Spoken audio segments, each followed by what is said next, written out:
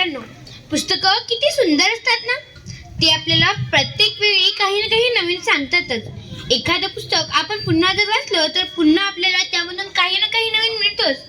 तसा हा पुस्तक, यापूर्वीही आपण हा पुस्तक वाचलेला होता, पण यावेळेस जेव्हा आपण हा पुस्तक वाचला ना, तेव्हा पहिल्यापेक्षाही अधिकची माहिती आपल्याला यावेळेस या पुस्तकामधून मिळाली.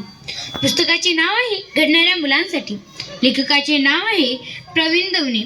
या पुस्तकाची पृष्ठ संख्या आहे 76 आणि या पुस्तकाचं मूल्य आहे 60 रुपये.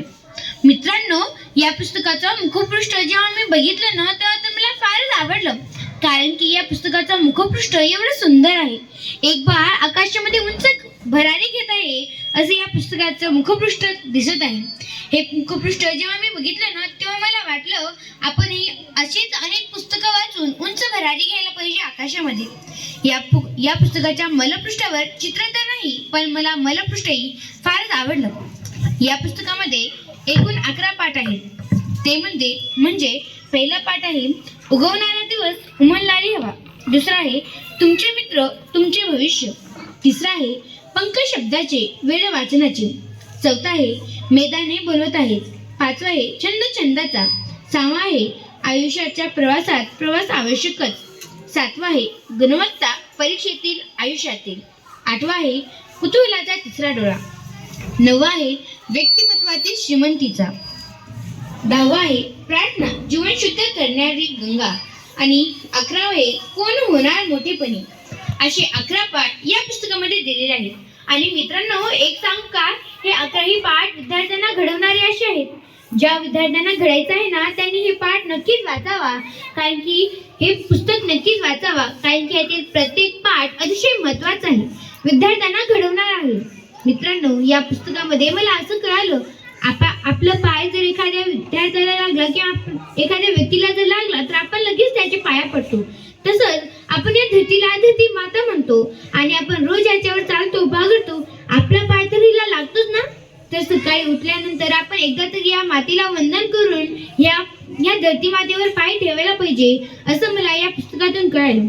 मित्रांनो, एवढी सुंदर शिकवण या पुस्तकामधून मला मिळाली. फक्त हेच नाही तर फक्त एकाच पाठामध्ये नाही, तर याबरोबर प्रत्येक पाठामध्ये खूप काही नवीन दडलेलं आहे. आपण जेव्हा वाचू ना, तेव्हाच आपल्याला या पुस्तकाचं महत्त्व कळेल. या पुस्तकामध्ये काही असे सुंदर वाक्य आहेत की जे मला फारच आवडले.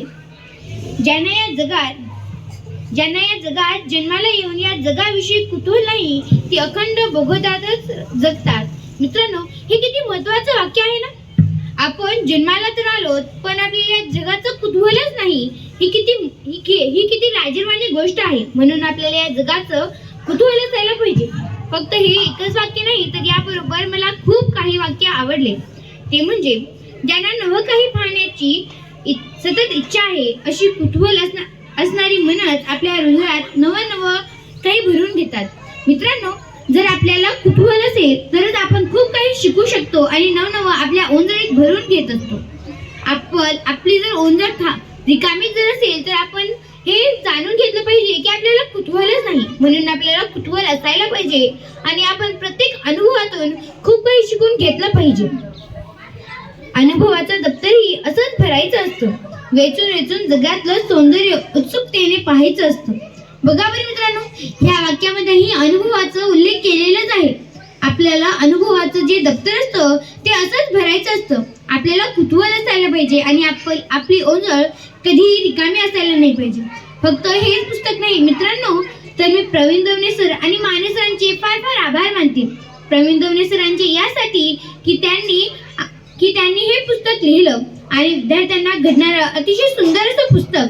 माने सरांचं यासाठी की त्यांनी आम्हाला वाचनाच्या आनंद सोहळ्यामध्ये हा पुस्तक पुन्हा एकदा वाचून दाखवला आणि प्रत्येक गोष्टी जे आम्हाला स्पष्ट करून दिल्या.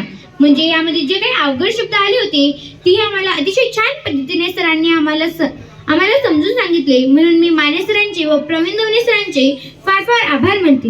मित्रांनो, तुम्ही हे पुस्तक नक्की वाचा.